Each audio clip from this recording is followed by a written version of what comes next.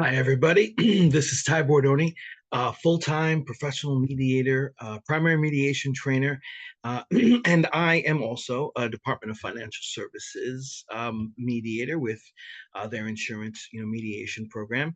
And it is in that vein that I'm giving you a little tip from a second mediation that I had today, um, because coming up on August 3rd, myself and Tyler Kelly, another DFS mediator and trainer, are putting together the ADR Expo DFS Mediator Summit, which is a full day, Saturday, the 3rd of August. Specifically geared towards insurance mediations and Department of Financial Services mediations, and in that vein, right? Today I had really interesting cases. And the second case that I had today, one had a sister case, right? Or sometimes we get related cases that we can mediate at the same time. And so I just want to remind you, when that happens and you give your opening statement, make sure that everyone is on the same sheet of music, right? And so we're here for two sister claims, right? One. Secondly, somebody was a little bit late. And so when someone's a little late, I always take the time to just let everybody know how long we have to wait, right? 25 minutes before someone is going to be considered a no-show.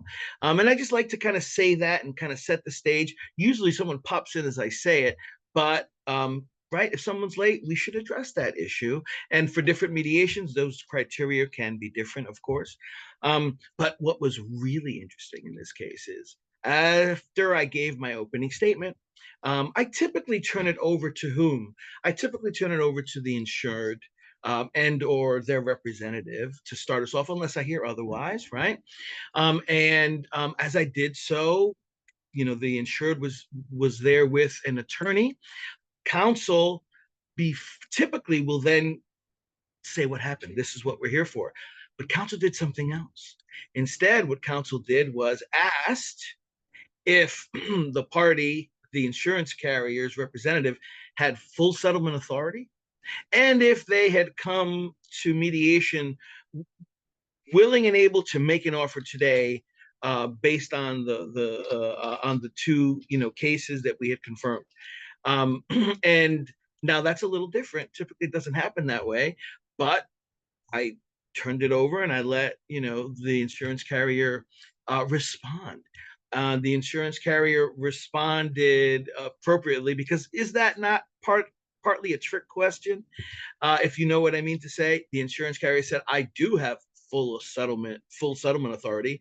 So that was a full settlement authority issue, right? Everyone's supposed to have full settlement authority, which I leave for the parties to bring up unless there's something glaring. Um, and then went on to say, but based on everything that I've received, no, I don't. I'm not prepared to make an offer today. And this is the very beginning of mediation. Immediately, the counsel's like, well, then we're done now. And at that point, do you just let them go away, or is there anything that we can add? Anything we should offer? In my experience, there are a lot of different things that mediation does. Mediation is not about agreement, my friends. When it works out well, it's about agreement, but sometimes it's about helping to dispel miscommunication. Sometimes it's about helping the parties move it forward. Sometimes it's about different things. It's not always about agreement. And so what I said was, everybody, listen, I'm going to follow everybody's lead. I'm not trying to force you to do anything, but in my experience, sometimes clearing up things that everybody might not be sure of can be helpful, if not today, sometime in the future. Is there anything the parties would like to ask the other? Is there anything the parties would like to offer that hasn't been offered in between the parties before? And at that point, each side said a little something, said a little something. There was nothing new to offer. And then I did one more thing. And that was, to this point, the insured hadn't said anything at all. And one way or another, we're all there for the insured. And being respectful to counsel on the attorney-client privilege, I asked the insured, is there anything you'd like to say? And sure enough, the insured wanted to get something off of their chest. And they did. And then, it was my instinct told me they're done. They're not willing to move this forward. And I let them go. So sometimes these mediations can be rather fast. And even though our instincts are, let me try and help you settle as appropriate, we have to let the parties move forward as they think it's appropriate. Use your instincts. The more we see, the more we mediate, the more experience we have, the better we are at navigating. But by the same token, it's not our mediation, it's theirs. And we have to know when to let them go, right? I would love your thoughts on this. Please let me know. Do you have a different perspective? Was there something else that happened to you? How do we get better as mediators? Experience, right? By going through cases like this and all other myriad types. So keep on doing the good work that you do.